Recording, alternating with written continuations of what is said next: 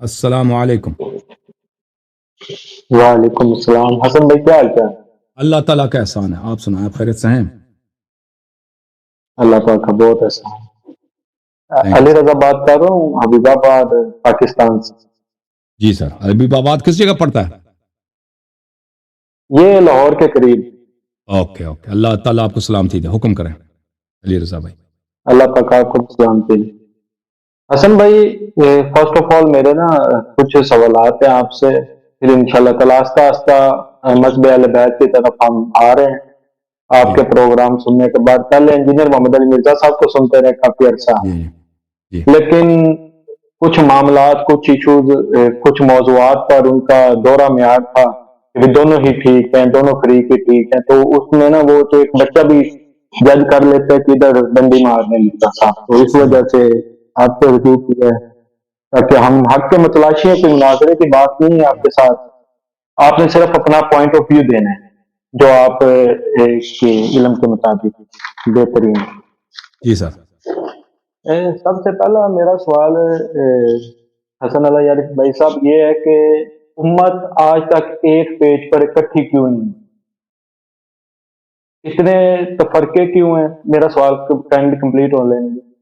اتنے تفرقے کیوں ہیں؟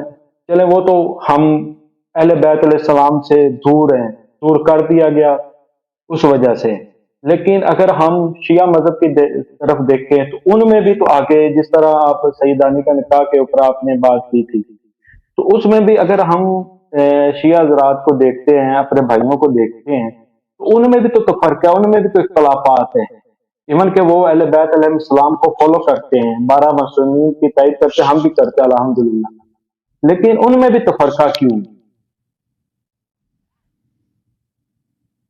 میں آپ کو بتا دیتا ہوں۔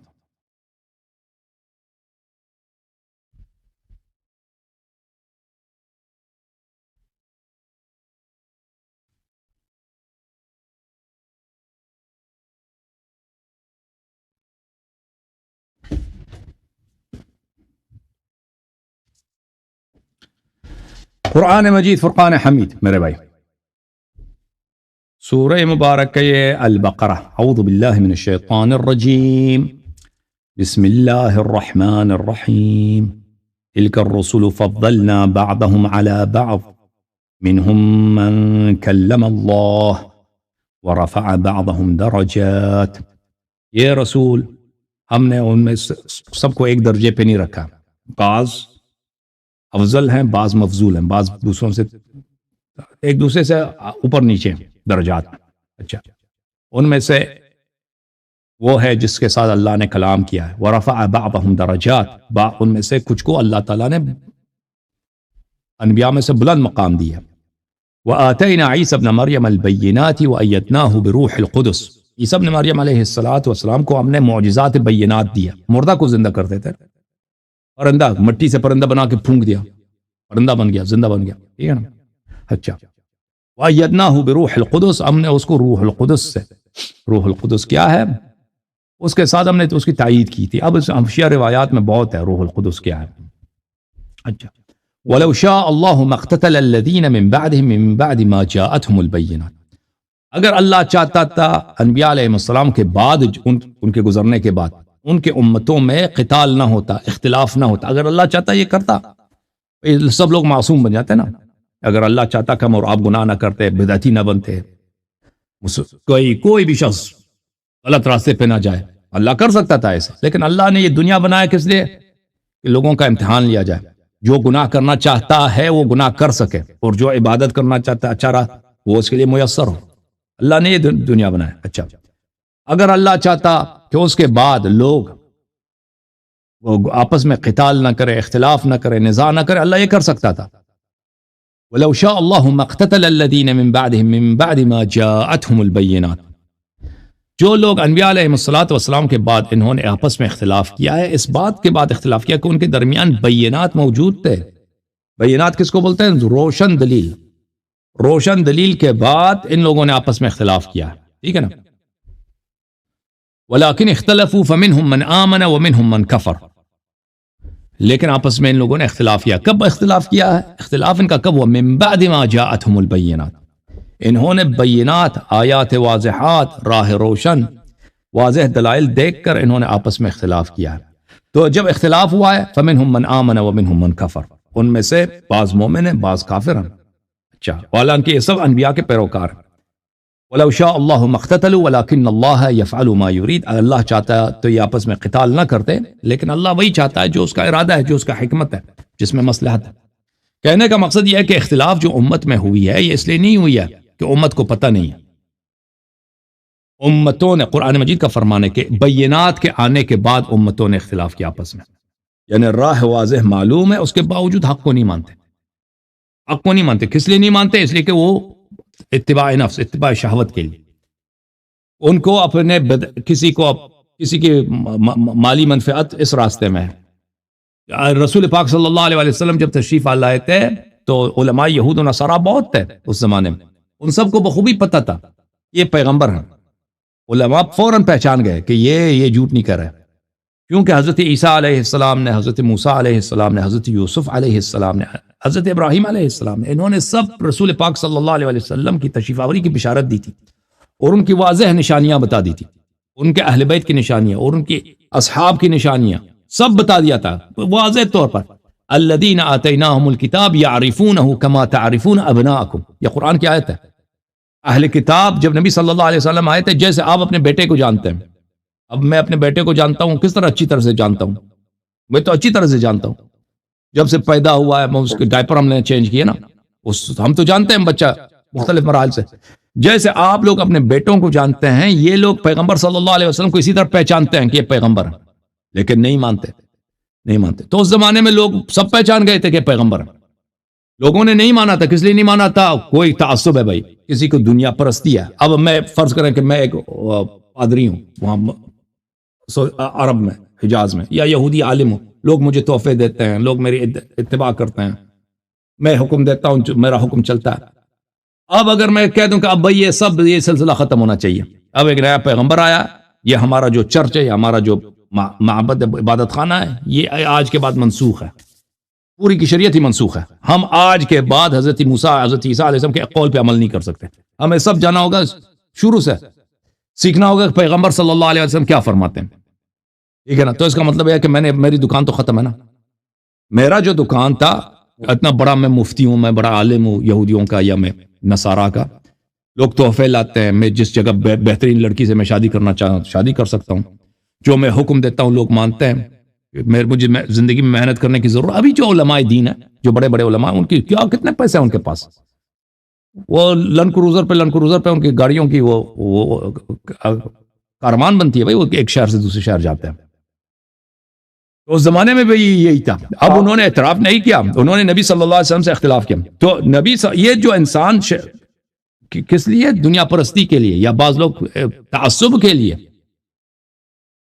قالوا بلے وَإِذَا قِيلَ لَهُمُ اتَّبِعُوا مَا أَنزَلَ اللَّهُ قَالُوا بَلْ نَتَّبِعُ مَا أَلْفَيْنَا عَلَيْهِ آبَاءَنَا أَوَلَوْ كَانَ آبَاؤُهُمْ لَا يَعْقِلُونَ شَيْئًا وَلَا يَهْتَدُونَ.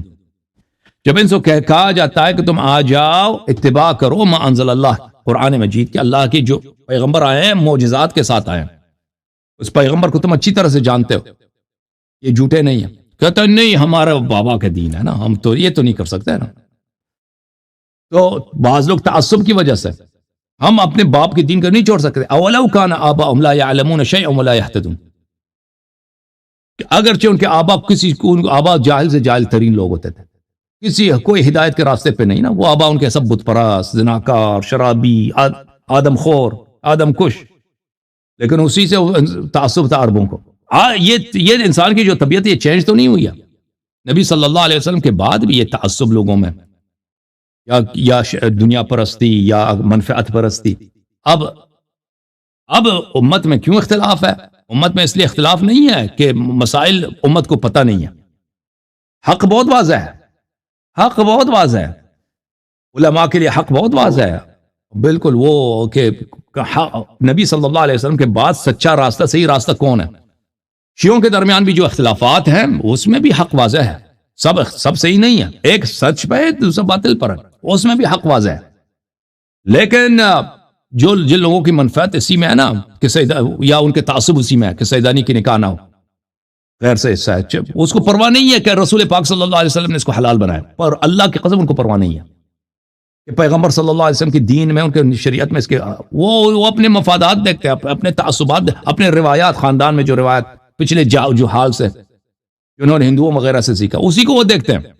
یا ان کی منفعت ہوتی ہے اسی پری مریدی حرامزادگی میں کہ اگر کوئی پیر بنائے، اس کے لوگ تحفے ہدیہ لاتے ہیں نا، اس کو تو نہیں چھوڑ سکتے جو لوگ پیر بنائے. تو ان مسائل میں میرے محترم بھائی یہ اختلافات جو ہیں، اس کی وجہ یہ نہیں ہے کہ لوگوں کو حق کا پتہ نہیں چلتا، حق واضح ہے لیکن لوگوں کو حق کی پرواہ نہیں ہے. لوگ اللہ سے نہیں ڈرتے، اللہ کا جب عذاب آئے گا نا اس وقت لیٹ ہوا ہوگا. ایکچولی جو ہمارے جیسے جوان مطلب آ رہے ہیں اہل مذہب کے، اہل بیت علیہ السلام کی طرف ریسرچ کر رہے ہیں، اسٹڈی کر رہے ہیں، تو وہ جب کمپیریزن کرتے ہیں، جس طرح اب فتویٰ بھی آیا ہے خامنہ ای صاحب کا کہ جتنا بھی مطلب ماتم داری ہے، زنجیر زنی ہے، یہ حرام ہے. اوپر سے جواد نقوی صاحب کا بھی آ گیا ساتھ ہی کہ بھی آپ نے نہیں کرنا ماتم، اپنا جسم نہیں دکھانا اس طرح. اگر ہم دوسرے کسی اور شیعہ عالم کا بیان سنتے ہیں تو وہ کہتے ہیں کہ ٹھیک ہے، کچھ کا اس میں یہ بیان ہے کہ ٹھیک ہے، کچھ یہ کہتے ہیں کہ نہیں ٹھیک. اس میں تھوڑی سی آپ رہنمائی فرمائیں. دیکھیں، خامنئی کو اللہ نے اب پہ حجت نہیں بنایا. جواد نقوی کیا چیز ہے، خامنئی کیا چیز ہے، یہ لوگ بھائی صاحب، یہ لوگ بڑے جاہل لوگ ہیں. یہ خامنئی جو تھا نا، یہ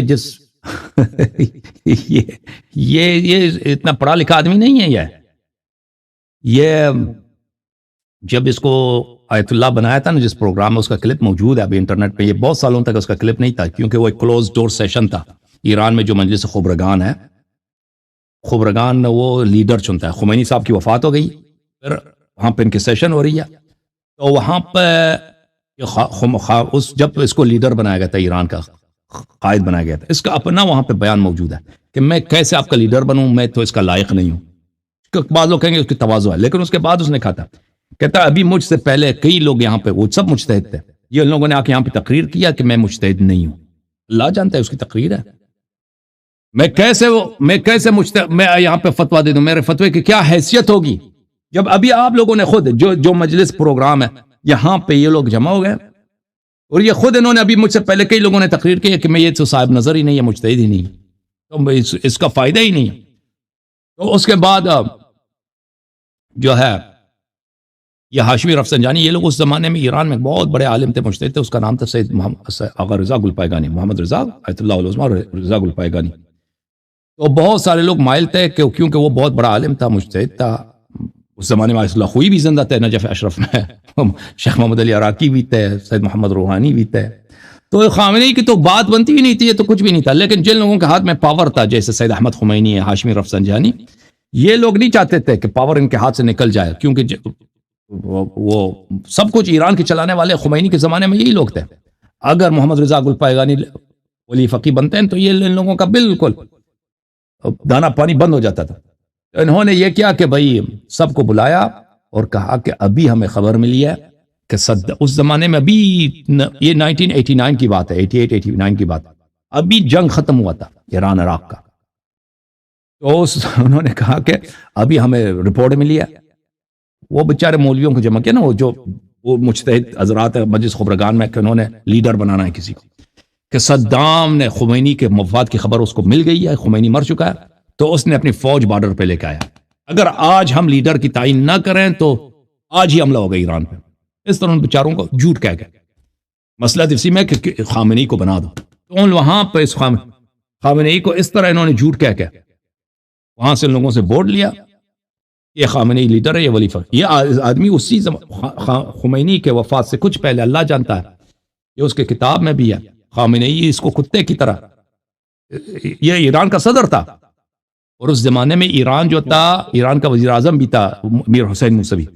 سارا پاور وزیر اعظم کے پاس تھا اس زمانے میں، صدر کے پاس کچھ بھی اختیارات نہیں تھے. اور جب بھی آپس میں ان کے اختلاف ہوتا تھا، خمینی جو ہے خامنئی کو ذلیل کرتا تھا کتے کی طرح، اور موسوی صاحب کا، میر حسین موسوی کا ساتھ دیتا تھا. اور پھر اللہ آپ کا بھلا کرے کہ اپنے وفات سے پہلے خمینی کا ایک خط ہے سرکاری طور پہ، اس خامنئی میں کہتا ہے کہ آپ کو اسلام کا پتہ ہی نہیں کہ آپ اسلام کیا ہے، انہی الفاظ کے ساتھ. کہ تمہیں اسلام نہیں پتا کہ تم اسلام کیا چیز ہے، اور اس کے خط لکھنے کے بعد، یہ تو خط سرکاری سطح پر ہے کہ وہ بہت سارے اس کے تفصیلات ہیں کہ یہ طے خامنئی سمجھ گیا خمینی نے مجھے ختم کر دیا. وہ آپ اس کا دفتر تھا جو صدارتی محل ہے، اس کے صدر اس چھت پہ جا کے سر پکڑ کے بیٹھ گیا تھا، خمینی نے آج مجھے قتل کیا. تو بہرحال اس کو کچھ نہیں آتا. یہ تو ایک نقلی آیت المجتہد ہے، نقلی آیت اللہ. یہ جواد نقلی بھی ہے، اس کو کچھ بھی نہیں آتا، اس کو قرآن بھی نہیں پڑھنا آتا. اگر یہ ایک صفحہ قرآن پڑھ کے سنائے نا جواد نقلی، تو میں اس کے سارے ادعا مانوں گا. اس کو کہہ دیں کسی دن آ جائے نا کہ اپنے ہی پروگرام میں کوئی قرآن کا ایک صفحہ پڑھ کے سنا دے، آپ پھر دیکھ لیں اس کو پڑھنا آتا ہے نہیں آتا. اس کو نہیں آتا قرآن پڑھنا آتا، حدیث نہیں پڑھنا آتا اس کو. جواد نقوی ان لوگوں کے پاس پیسے ہیں بھائی. کہاں سے پیسے آتے ہیں اللہ جانتا ہے، مجھے جواد نقوی کا نہیں معلوم. مدرسہ وغیرہ چلانے کے لیے تو بہت پیسے ہوتے ہیں. بہرحال یہ بڑے، اس کو چھوڑ دیں، یہ بڑے عالم فرض کرتے ہیں، بڑے عالم ہیں، بڑے عالم ہیں، اور بڑے عالم کی فتوے کی کوئی حیثیت نہیں ہوتی. میرے فتوے کی کوئی حیثیت نہیں ہے. حجت کیا ہے؟ کلام اللہ، حدیث شریف. اگر حدیث شریف میں ایسی بات ہے نا، ہاں حدیث شریف میں ہے، تو یہ فتویٰ متن سے کچھ نہیں بنتا. فتویٰ جو ہے اس کی ہم ان علماء کے امتی نہیں ہیں. یہ علماء حلال کر دیں تو حلال ہے، حرام کر دیں تو حرام ہے. ان کے حلال حرام کرنے سے کوئی چیز حلال نہیں بنتا، حرام نہیں بنتا. اگر اللہ نے حلال کیا ہے تو وہ حلال ہے، اگر اللہ نے حرام کیا وہ حرام کیا. عالم کتنا ہی بڑا ہو، کتنا ہی بڑا ہو، اس کے اپنے الفاظ کی کوئی اہمیت نہیں ہے، کوئی حجیت نہیں ہے. ہاں وہ عالم یہ کر سکتا ہے کہ بھئی حدیث آپ کو پیش کر دے، اپنا دلیل پیش کرے نا. یہ اگر کہہ دیں کسی مسئلے پہ دلیل پیش کریں، آپ نوجوان ہیں، اللہ نے آپ کو عقل دیا. آپ وہ مستری صاحب کو سنتے تھے، اب میری بات اس حقیر کی باتوں کو سنتے ہیں نا، وہ تو آپ تو دلیل کو دیکھیں گے نا. اسی لیے ادھر آئے کہ دلیل کو آپ نے خود بولا کہ وہ ان کے دوہرے میں آ رہے ہیں، وہ کہتے ہیں یہ بھی صحیح ہے وہ بھی صحیح ہے. اس طرح تو نہیں ہو سکتا، یہ اللہ نے عقل دیا. انہوں نے فدق کا معاملہ جو ہوا نا، تو ان کے الفاظ ہیں کہ بی بی فاطمہ سلام اللہ اگر خلیفہ اول نے دے دیا تو بھی ٹھیک ہے، نہیں دیا تو بھی ٹھیک. بھائی اگر اتنا ہی ڈر ہے تو آپ کھڑے ہو جاؤ، ایک ہی طرف ہی کھڑے ہو جاؤ. اگر آپ نہیں حق بیان کرنا چاہتے تو ایک ہی طرف تو کھڑے ہو، منافق کا نہ بنا، سیدھی دشمنی کرو. پھر ایک ہی طرف تو کھڑے ہو. تو ہم جس طرح بی بی فاطمہ سلام اللہ علیہ کا حق مانتے ہیں الحمدللہ، باقی فدق کے معاملے میں، امامت کے معاملے میں الحمدللہ. تو ایک میرا سوال جو اس کے بعد الحمدللہ ایک میرا آخری سوال ہے سر، کہ وہ مجھے کلپ ملا نہیں ورنہ میں نے کرنا بھی تھا، کیونکہ باقی بھائی بھی انتظار کر رہے ہیں. کہ جو کہتے ہیں کہ امام علی علیہ السلام نے تلوار نہیں نکالی، بندے کم تھے،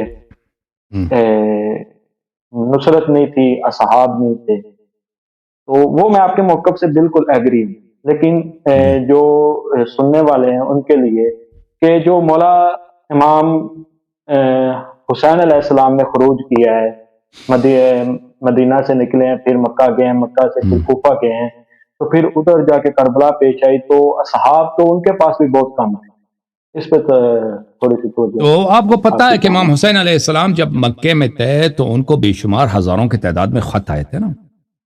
امیر المومنین علیہ السلام جب مدینے میں تھے، ابو بکر کی خلاف کے ساتھ لوگوں نے بیعت کی، ان کو تو کوئی آفر نہیں ہوا کہ مثلا کوئی قبیلہ آفر کرے مدینے سے باہر کہ ہم بھائی 1000 لوگ ہیں، آپ ادھر تشریف لو. اس طرح تو کوئی نہیں ہے، ان کے ساتھ تو کوئی نہیں تھا. امام حسین علیہ السلام کے ساتھ ظاہر میں پورا کا پورا کوفہ، یا کوفہ اس زمانے میں صرف شہر کوفہ نہیں تھا، یہ پورا ریجن کوفہ کہلاتا تھا، عراق کا ریجن، بصرہ، کوفہ، ان علاقوں سے ہزاروں کی تعداد میں خط آئے کہ آپ یہاں پہ تشریف لائیں اور حکومت آپ کی ہے. کیونکہ اس سے پہلے عراق والے لوگ معاویہ کو اچھی نظر سے نہیں دیکھتے تھے. عراق کے لوگ اس سے پہلے بھی عثمان کو اچھی نظر سے نہیں دیکھتے تھے. عثمان کو جو قتل کیا ہے تو کن لوگوں نے قتل کیا؟ یہ عراق کے لوگوں نے اور مصر کے مسلمانوں نے. انہوں نے مدینہ گئے اور صحابہ نے بھی ان کے ساتھ دیا ہے، تو ان لوگوں نے عثمان کو قتل کیا تھا. پھر عثمان کے بعد معاویہ نے جب امیر المومنین علیہ السلام سے بغاوت کیا یا جنگ جمل میں، تو عراق کے لوگوں نے ساتھ دیا تھا. تو یہ لوگ معاویہ کے ساتھ سخت دشمن، ان کی تو خون تھا نا جنگ صفین وغیرہ میں، ان کے معاویہ کے ساتھ بڑی لڑائیاں ہوئی ہیں. تو انہوں نے آفر دیا تھا ہزاروں کی تعداد میں. اور پھر امام حسین علیہ السلام نے اپنے بھائی کو، بلکہ چچا کے بیٹے کو، مسلم ابن عقیل رضی اللہ عنہ کو، انہوں کو بھیجا تھا کوفہ. چیک کریں آکے یہ لوگ کیا کہہ رہے ہیں. وہ گئے تھے تو ان لوگوں نے ان کے ساتھ بیعت کیا تھا. اور حضرت مسلم بن عقیل نے خط لکھا امام حسین علیہ السلام کو کہ یہاں پہ لوگ آپ کو بہت چاہتے ہیں، سب لوگ آپ کے ساتھ ہیں، انہوں نے میرے ساتھ بیعت کی ہے.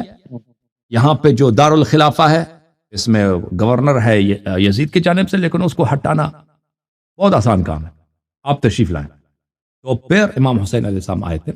اگر اس زمان، لیکن امام حسین علیہ السلام کو بخوبی پتا تھا کہ میں شہادت کی طرف جا رہا ہوں اور یہ لوگ مجھے ساتھ نہیں دیں گے.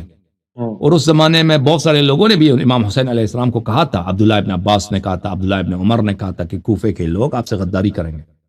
امام حسین علیہ السلام کو خود بھی پتا تھا، مکے سے نکلتے وقت انہوں نے یہی خطبہ دیا تھا کہ موت انسان کے لیے عزت کی باعث ہے. اور وہ بار بار انہوں نے کہا تھا کہ ہم شہادت کی طرف جا رہے ہیں. لیکن اگر امام حسین علیہ السلام اس وقت نہ جاتے تو یہ پہلی بات یہ تھی کہ وہ مکے میں وہ شہید ہو جاتے، کیونکہ یزید نے وہ حج کا موسم سے کچھ ایام پہلے تھا، اس کے بعد حج ہونے تھا. حج کے موسم میں یزید نے وہاں پہ بہت سارے حاجی بھیجے تھے اسلحے کے ساتھ کہ حج کے مناسک میں آپ امام حسین علیہ السلام کو شہید کر دیں، کہ کسی وقت ان کو شہید کیا ہے. اور امام حسین علیہ السلام نہیں چاہتے تھے کہ وہاں جو مکے کا جو سرزمین ہے وہاں پہ خون ریزی حرام ہے، وہاں پہ وہ خون ریزی کریں. اور پھر اس کے علاوہ پھر تاریخ بھی امام حسین علیہ السلام کی مذمت کرتی. پھر لوگ یہی کہتے ہیں کہ بھائی یہ ان کی اپنی غلطی ہے کہ جب اتنے لوگ آپ کے ساتھ تھے، ہزاروں کے تعداد، اور کوفے والے بھی یہ کہتے ہیں کہ اگر آپ آ جاتے تو ہم ساتھ دیتے. جب آئے ہیں نا تو ساتھ نہیں دیا، لیکن اگر وہ نہ آتے اور وہ مکے میں شہید ہو جاتے تو اس وقت تو نہیں کہتے نا. اس وقت کیا کہتے وہ خود نہیں آئے، ان کی اپنی غلطی ہے، وہ خود نہیں آئے. اگر آ جاتے بھائی مکے میں آپ کو کیا رہنے کی کیا ضرورت تھی، کوئی واجب ہے مکے میں رہنا؟ جب اتنے لوگ آپ کے ساتھ ہیں، آپ آ گئے مکے میں رہے، وہاں آپ کی شہادت ہو گئی، ٹھیک ہے نا، تو آپ آ جاتے. تو پھر لوگ بھی یہی کہتے ہیں، کوفے والے بھی مذمت کرتے ہیں، سب لوگ مذمت کرتے ہیں کہ بھائی یزید کی حکومت ختم ہو جاتی. یہ خود اہل بیت کی غلطی ہے کہ انہوں نے یزید کو حکومت کرنے دیا، ٹھیک ہے نا. تو امام حسین علیہ السلام کے پاس کوئی چارہ نہیں تھا سوائے اس کے، مثلا اگر رسول پاک صلی اللہ علیہ وسلم کے زمانے میں، ٹھیک ہے نا، اب مکے والے ان سے برائیاں کر رہے ہیں، مدینے کے لوگوں نے ان کو نصرت کا وعدہ دیا. پیغمبر صلی اللہ علیہ وسلم کے پاس اور بھی جگہ نہیں جانے کے لیے نا، سب قبائل مشرک ہیں، صرف مدینہ میں کچھ لوگ مسلمان ہیں. مدینہ کے لوگوں نے ان کو وعدہ دیا ہے کہ ہم آپ کو کیا کریں گے، پروٹیکٹ کریں گے. مدینہ والوں نے بیعت کی پیغمبر صلی اللہ علیہ وسلم سے کہ ہم آپ کی دفاع کریں گے اور آپ کے اہل بیت کی دفاع کریں گے. پہلے ہم مریں گے اور ہمارے اہل بیت مریں گے، پھر آپ کے اہل بیت کو کچھ ہوگا. مدینہ والوں نے اس طرح بیعت کیا تھا. تو رسول پاک صلی اللہ علیہ وسلم نے بیعت لے کے مدینہ گئے تھے. اب فرض کریں اگر مدینہ والوں کی بیعت جھوٹی نکل آتی نا، رسول پاک صلی اللہ علیہ وسلم مکے میں اگر رہتے، مکے میں شہید ہو جاتے. وہ اس لیے نہیں جاتے کہ بھائی مجھے پتہ ہے کہ مدینہ والے جھوٹ کہہ رہے ہیں. تاریخ کیا کہتی؟ دنیا والے یہی کہتے ہیں کہ بھائی آپ کے اتنے صحابی تھے، وہ آپ کو وعدہ بھی دیے تھے مدینے میں، آپ کیوں نہیں گئے وہاں پر؟ ٹھیک ہے. تو رسول پاک صلی اللہ علیہ وسلم نے ہجرت کیا تھا. اگر امام حسین علیہ السلام کا جو سچویشن ہے وہ بہت مختلف ہے امیر المؤمنین علیہ السلام سے. وفات رسول صلی اللہ علیہ وسلم کے بعد امیر المؤمنین علیہ السلام کے ساتھ کوئی نہیں تھا سوائے 4-5 لوگ، بہت کم لوگ. امام حسین علیہ السلام اور کسی نے آفر بھی نہیں دیا تھا. ایسا نہیں تھا کہ ظاہر میں لوگ ان کے ساتھ ہیں، کچھ بھی نہ ظاہر نہ باطن. امام علی علیہ السلام کے پاس ساتھ کوئی نہیں ہے.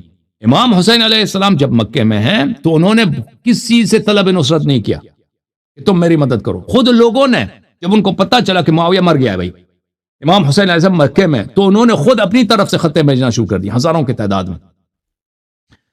تو امام حسین علیہ السلام کا سچویشن بہت مختلف ہے. ان کا سچویشن کس طرح ملتا ہے؟ جب امیر المؤمنین علیہ السلام نے لوگوں سے بیعت قبول کیا عثمان کے قتل کے بعد.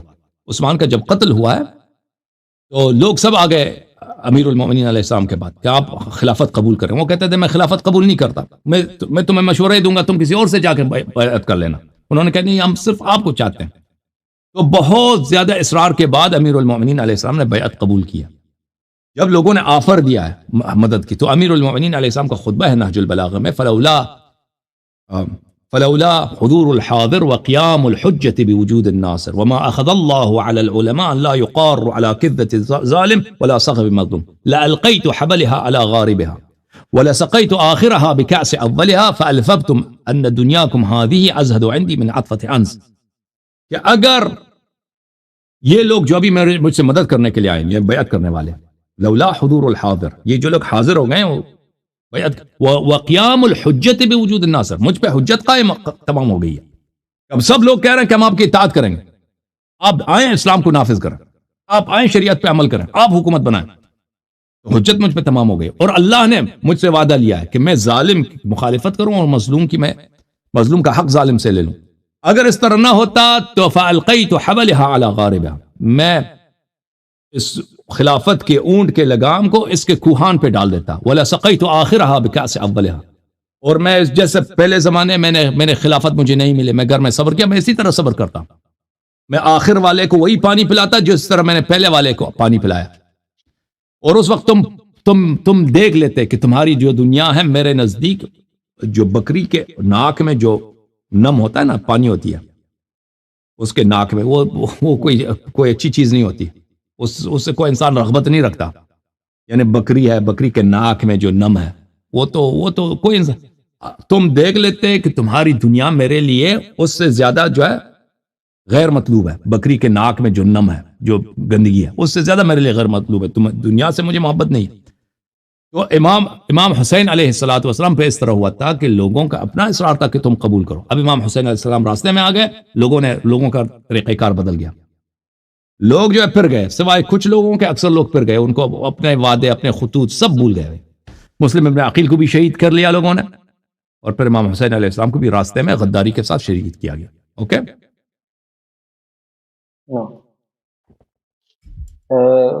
یہ کلیئر ہو گیا پوائنٹ. بہت شکریہ آغا جان، آپ نے ٹائم تھینک یو دیا. سر، اللہ آپ کو جزائے خیر دے، بہت اللہ پاک مہربانی. آپ کو عزت دے. اللہ حافظ. Thank you sir, thank you sir, thank you.